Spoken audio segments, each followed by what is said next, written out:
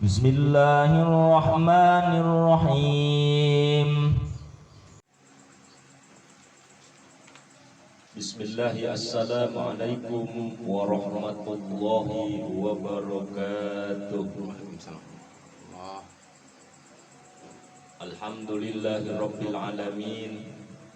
Wassalatu wassalamu ala asyrafil anbiya'i wal mursalin wa ala alihi wa sahbihi ajma'in. Qala Allah ta'ala fil Qur'anil Karim wa huwa asdaqul qailin.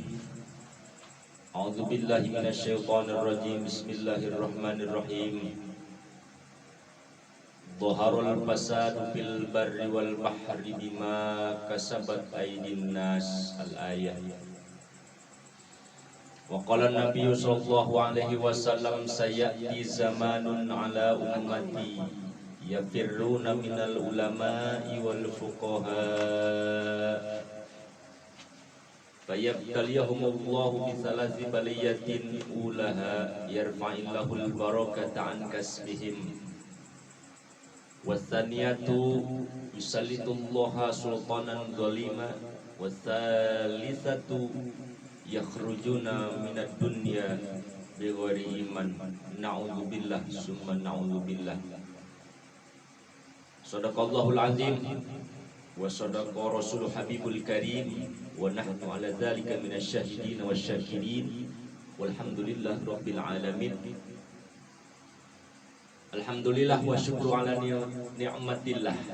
Pada kesempatan ini kita masih diberikan oleh Allah Subhanahu wa taala kekuatan, kesehatan, ketetapan iman wal Islam, sehingga kita semua bisa melaksanakan seluruh aktivitas, baik itu yang diperintahkan oleh Allah Subhanahu wa taala dan aktivitas di mana kita wajib menjauhi semua larangan-larangan yang Allah larang.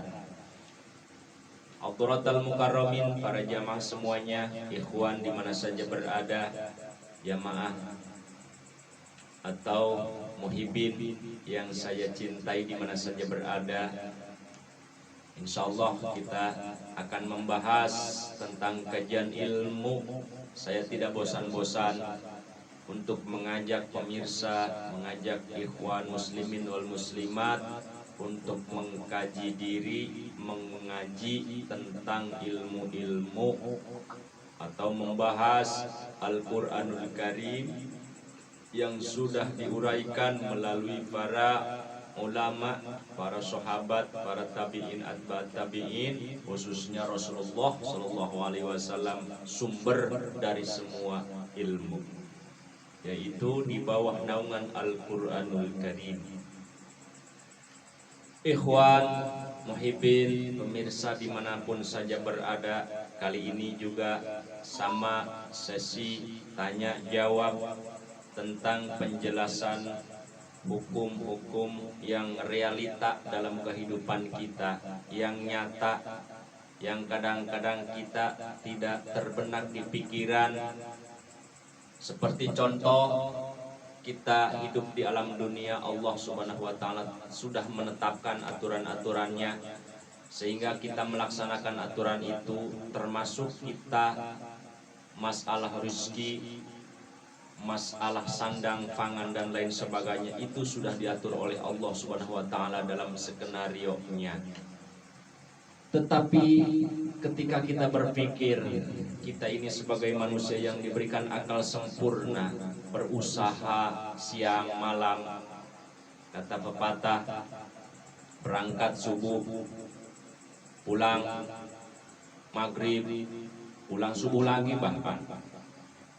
Tetapi dalam kenyataannya kadang-kadang hasil daripada jerih payah kita itu tidak memuaskan sesuai dengan hitungan-hitungan matematik. Kalau kita misalnya mendapatkan rezeki yang Allah berikan misalnya dalam 1 bulan sesuai resiko dalam rumah tangga, cukup untuk melaksanakan bulan per bulan, minggu per minggu, hari per harinya. Tetapi kenyataannya banyak, selalu kurang dan kurang. Bahkan kata Bang Haji Romai Ramama, gali lubang tutup lubang. Maksudnya udah digali lubang, tutup besok, gali lagi, tutup lagi. Itu namanya apa? Qot'ul barokah, kurang berkah. Nah ini kebetulan ada teman sahabat dari pengajian seperti biasa, ada pertanyaan, apa sih sebabnya letak keberkahan di mana suatu pekerjaan kita mengerjakan dalam pekerjaan itu menghasilkan suatu upah atau gaji lah. Kalau bahasa sekarang itu ketika kita bekerja otomatis bos akan menggaji kita kalau sudah ada perjanjian. Tetapi dalam pekerjaan ini, dalam gaji ini tidak ada kata berkah cukup.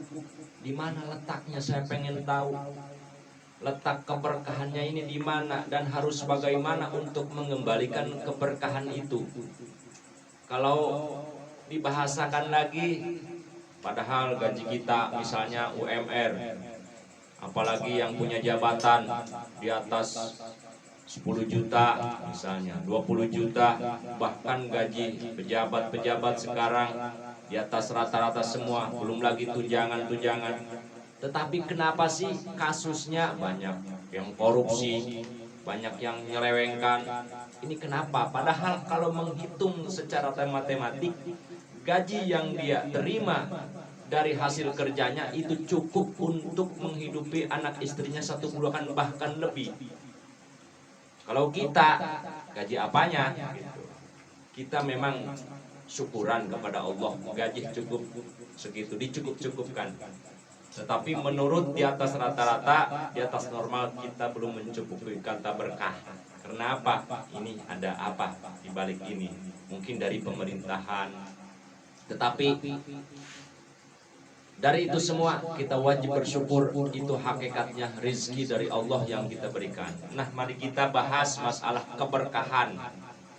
Berkah di mana letaknya? Harus kita ada yang namanya berkah.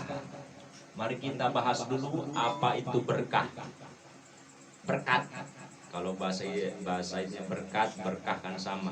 Berkah itu adalah ketika kita diberikan milik rezeki oleh Allah Subhanahu wa taala, sedikit, jumlahnya sedikit, itu cukup untuk biaya hidup kita, keluarga kita.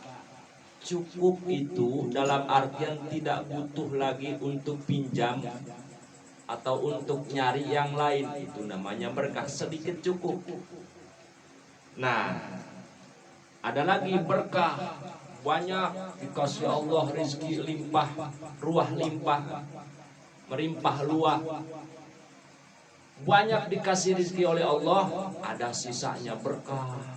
Sisanya bisa beli mobil, bisa beli motor, walaupun gaji segitu, berkah. Alhamdulillah, anak bisa dibiayai, yang sekolah, yang pesantren, yang kuliah, dan lain sebagainya. Berkahlah dengan rezeki segitu.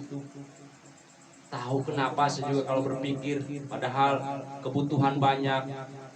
Bayar listrik lah, bayar ini, bayar itu, anak sekolah, belum lagi istri, beli bedak, beli lipstik, dan lain sebagainya. Kalau kita hitung-hitung, gaji tidak cukup segitu. Tetapi Allah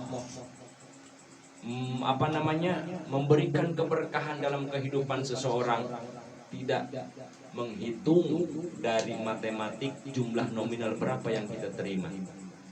Nah, ini ada penyakit. Berkah ini ada semacam suntikan-suntikan yang kita tidak sadar, ternyata tidak ada keberkahan. Itu datangnya dari diri kita sendiri ternyata. Bukan dari orang lain, bukan nyalahkan pemerintah, bukan nyalahkan bos, Bukan kita menyalahkan seseorang yang menggaji kita. Jangan. Ini adalah kembali kepada diri kita sendiri. Artinya introspeksi diri dulu sebelum kita menintrospeksi orang lain. Kita muhasabah dulu, hitung-hitung diri kita dulu. Apakah kita sudah baik? Apakah kita sudah melaksanakan sesuai perintah Allah, menjauhi larangan Allah? Ini yang harus kita muhasabah. Dihitung diri kita, di matematik diri kita 24 jam per hari, per minggu, per bulan, per tahun. Itu dihitung harus. Insya Allah awalnya kita muhasabah diri, insya Allah keberkahan hidup bakal muncul di dalam kehidupan kita. Pertama, sesuai Allah Subhanahu wa Ta'ala dalam Al-Quranul Karim, A'udzu billahi minasyaitonir rajim. Bismillahirrahmanirrahim. Zaharal fasadu fil barri wal bahri bima kasabat aydin nas. Al-ayah wallahu alam bimuradi. Zaharul fasadu fil barri, sudah ternyata bukti kerusakan di muka bumi fil bahri, daratan maupun lautan. Kenapa rusak? Alam rusak, bangunan rusak, lautan rusak, daratan rusak, gunung gundul, berbagai macam. Bima kasabat aydin nas, oleh karena tangan-tangan batil manusia. Tangan-tangan nih, dari tangan. Panjang ceritanya, panjang asbabnya kalau kita menceritakan, tapi kita mengarah keberkahan dalam hidup kita. Awalnya dari tangan kita sendiri, dari diri kita sendiri. Yang haus, yang rakus, yang tamak, yang makmak terhadap dunia ini rusak. Alam dirusak, semua dirusak, tatanan hidup dirusak. Makanya tidak ada keberkahan. Walaupun banyak hartanya melimpah di sana di mari, di barat di timur, ada hartanya di mana-mana, tapi tidak ada keberkahan. Keberkahan itu di dalam rumah tangga, pusing aja, riuh baik gitu. Nah ini, maka Rasulullah Shallallahu Alaihi Wasallam memberikan 3 ciri kehidupan yang tidak berkah dalam kehidupan kita. Allah Subhanahu wa Ta'ala, Nabi Muhammad Shallallahu Alaihi Wasallam mengatakan dalam hadisnya, sayati zamanun ala ummati yafirruna minal ulama'i wal fuqaha. Pada 14 abad tahun yang lalu, Rasulullah Shallallahu Alaihi Wasallam pernah berkata, sayati zamanun. Kalimatnya sayati, bukan yati, pakai sin. Sin itu tadullu ala zamanil ba'id, tadullu ala zamanil ba'id, yaitu tuduhnya, ibaratnya kepada zaman yang akan datang. Dulu 14 abad Rasulullah berbicara dengan wahyu. Sekarang, nah sayati, sekarang tidak ada sayati lagi, yakti berarti. Kenapa? Ciri-cirinya sudah ada semua. Sayati zamanun, bakal datang satu zaman, satu masa, satu waktu, ala ummati, terhadap umatku, yafirruna minal ulama'i wal fuqaha, di mana umatku pada zaman itu akan yafirruna, dia akan berpindah haluan, dia akan berbelok, dia akan pindah jalur, dia akan pindah etikat. Di mana dia lari? Yafirruna minal ulama, dia lari dari para ulama. Siapakah ulama itu? Al ulama'u sirajul mu'minin, al ulama'u warasatul anbiya. para alim ulama adalah pewarisnya para nabi. Jadi Nabi Muhammad SAW mewariskan ilmu, berbagai ilmunya kepada para sahabat. Dari para sahabat diwariskan lagi kepada tabi'in, tabi'in diwariskan lagi kepada atba'at tabi'in, atba'at tabi'in diwariskan kepada para aulia Allah, para solihin, salafus solihin, para ulama. Ujung tombak ulama, santri, ustadz, itu ujung tombak nih kalau pengen tahu mah bang. Nah sekarang ulama, ustadz, santri, kiai sekarang dicuekin. Dicuekin apanya bang? Dicuekin. Gak pernah orang-orang tuh ngedeketin para ulama.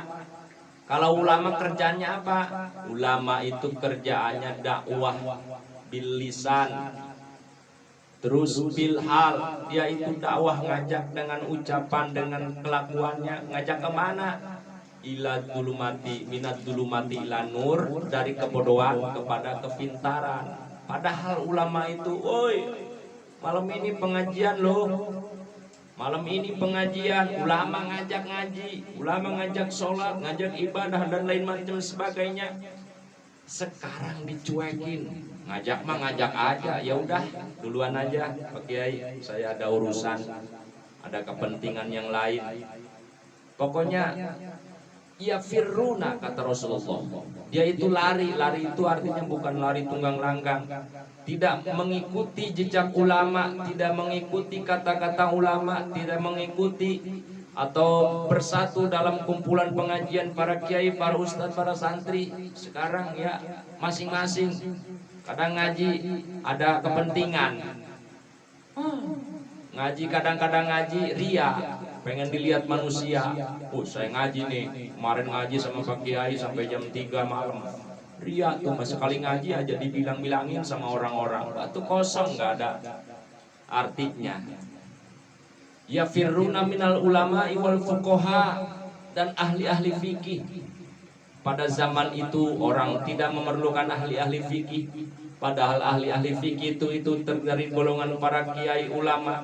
Dia mengatur secara hukum syariat, baik itu bab sholat, bab puasa, bab zakat dan lain sebagainya, bab haji juga diatur oleh ahli-ahli fikih di situ. Kita tinggal mengikuti ucapannya, kita tinggal diarahkan oleh para ahli fikih, kita bertanya ke ahli fikih. Sekarang mas tidak mau bertanya ke ahli fikih, tidak mau ngaji sama kiai, sama ustadz, sama santri. Sibuk ngurusin dunia aja. Nggak ingat, dicuekin pokoknya. Sekarang kurus-kurus gara-gara ya itu tadi, nggak ada yang ngasih sodako, nggak ada. Wah, tapi kiai nggak ngarapan itu, sama sekali tidak mau ufah dunia, yaitu semata ikhlas memberikan kajian atau ilmu karena Allah Ta'ala, sebab yang dituju Allah Ta'ala diamat. Nah ini bagaimana setelah ternyata sekarang terbukti manusia kebanyakan, misalnya seminggu sekali ada pengajian, malam minggu ada, malam Senin ada, malam Jumat ada pengajian, ngaji denge, ngerunguakan doa. Itu jarang dilakukan, malas sama sekali, tidak mau. Apalagi minta pendapat kiai-kiai, anak saya begini, coba mohon doanya, anak saya supaya cerdas, supaya pinter, mau sekolah ini supaya betah, mau mondok supaya... Nggak ada sekarang, mah langsung, nggak ada pamit-pamitan ke kiai, ke ustadz, langsung aja. Jadi nafsi-nafsi ya, kiai sama saya. Nah ini ya firuna minal ulama wal fuqaha fayabtaliyahumullahu bitsalasi baliyatin. Sekarang zaman ujian dari Allah Subhanahu wa taala nih sekarang nih. Zaman mutakhir, zaman canggih. Segala sesuatu sekarang gampang dicari. Misalnya tentang masalah urusan dunia, tetapi Allah bakal mencoba dalam kasabnya. Falyabtali Allah bisa ulaha yarfa'illahul barokata an kasbihim. Nah ini yang pertama, gara-gara jauh dari ulama, jauh daripada ahli fikih, jauh dari kiai, jauh dari ustadz, jauh daripada omongan ucapan para kiai. Ini Allah yang pertama akan menguji seseorang itu, yarfa'illahul barakata an kasbihim. Allah akan mengangkat keberkahan an kasbihim, daripada usahanya, daripada kasabnya. Usaha, bisnis, dagang, tani, karyawan, dan macam-macam lain sebagainya kasab usaha itu. Misal contohnya orang bertani, dia tani sebulan setahun bisa 3 kali, tetapi waktu beli beras baik, tahu kemana itu? Usaha taninya tidak berkah, kadang bagus, dari awal sudah bagus, tetapi di tengah-tengah dimakan tikus. Tikus, kata Allah, serang. Usahanya tani, habisin, dihabisin, nggak ada berkah sama sekali. Atau sekali berhasil, pakai bayar serbuk, pakai bayar utang ini, wow, akhirnya gigit jari lagi, utang lagi, beli beras lagi. Padahal kalau ngitung-ngitung secara matematik, orang bertani itu, usaha bertani, bercocok tanam, kalau misalnya 1 tahun 2 kali aja, zaman dahulu mah itu lumbung padi masih penuh, sudah datang lagi panen masih penuh, tidak habis-habis, berkah. Anak sekolah, terus yang gede mondok, yang ini kuliah, dari lumbung padi ada cukup, berkah dulu. Tapi sekarang padi masih di sawah, sudah diakadin, sudah dijual belikan, sudah diborong, tidak ada berkah.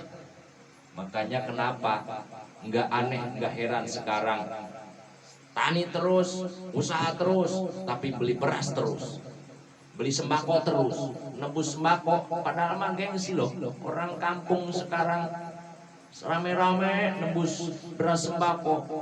Kalau dipikir kenapa itu? Nih gara-garanya dia tidak nurut sama Allah, sama Rasulullah, sama ulama, sama ahli fikih, sama kiai ustaz. Coba kalau kita minta berkah, minta doa ke ulama, ke kiai, terus kita bersatu dalam pengajian, wa'tasimu bihablillahi jami'an wa la tafarraqu, bersatulah kalian dengan tali Allah, wa la tafarraqu, jangan cerai-berai. Yuk bersatu, insya Allah keberkahan Allah akan turunkan. Ini diangkat keberkahan ke langit, dibawa ke Allah. Itu yang pertama. Yang lainnya, karyawan pun sama, usaha lembur lebih dari target misalnya, gaji udah lebih lumayan, tapi kenapa hari ini gajian, besok kantongnya bolong? Aneh saja, aneh sekarang. Ini kenapa?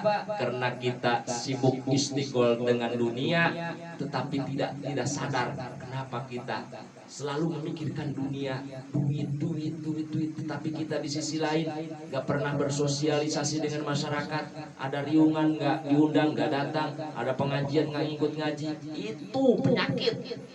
Penyakit apa? Keras hati. Nih, kalau hati sudah keras, sekeras bahkan lebih keras daripada batu, apapun datangnya kebaikan, kedengar sama telinga, tetapi tidak sanggup untuk melaksanakan itu kebaikan. Kenapa? Hatinya keras. Setelah keras hati, maka kebaikan akan bertolak belakang. Ketika kiai ngajak, ketika teman ngajak kebaikan, itu dia tidak menerimanya. Yuk kita sholat, yuk kita ngaji, cuman ngomong doang, capek kiai, capek sekarang pendakwah, tapi hasilnya nihil. Kenapa? Itu adalah daripada kerasnya hati. Masih ada 2. Yang kedua adalah yusallitullaha sultanan dzaliman. Ini pendek aja, singkat. Yang kedua, Allah akan mengutus dari pemerintahan yang zalim. Jadi misalnya pemerintahan dari mulai hansip, dari mulai sipil, dari mulai keamanan masyarakat sampai humas. Nah ini awas, humas, terus apalagi apa namanya, terus RT, RW, terus lurah atau kades, camat, oh yusallitullah sultanan dolima, tidak ada akan keberkahan ketika Allah sudah zaman itu, masa itu pemerintah hanya pemerintahan dolim. Artinya pemerintahan dolim ketika pemerintahan diamanah oleh Allah Subhanahu wa taala untuk mengurus rakyat, mensukseskan rakyat, mencerdaskan rakyat, memberikan kenyamanan rakyat terhadap fasilitas sandang dan pangan, tetapi kenyataannya yang kaya makin kaya, yang miskin makin melarat. Itulah sekarang kenyataan sultanan dolima. Naudzubillah, mudah-mudahan pemerintahan kita mah tidak termasuk sebagai sultanan dolima, tetapi sultan pemerintahan yang memperhatikan bangsa dan rakyatnya, memperhatikan semua kalangan lapisan dari lapisan menengah ke bawah. Dia perhatikan dari berbagai macam aspeknya. Mudah-mudahan pemerintah kita doakan sunnah, yaitu mendoakan pemerintahan supaya pemerintahan kita pemerintahan yang amanah, yang baik. Amin ya robbal alamin. Tidak termasuk pemerintahan doliman.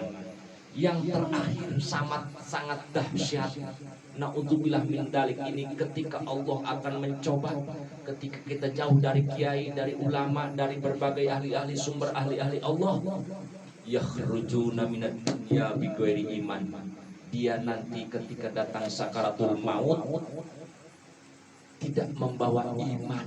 Naudzubillah min dalik. Inilah ujung hayatnya sangat su'ul khotimah. Ujung hayatnya orang nanti diperhatikan, atau ketentuan hidupnya itu di mana di ujung hayat. Ketika ujung hayatnya su'ul khotimah, maka kesananya dia akan menemukan berbagai macam kesulitan.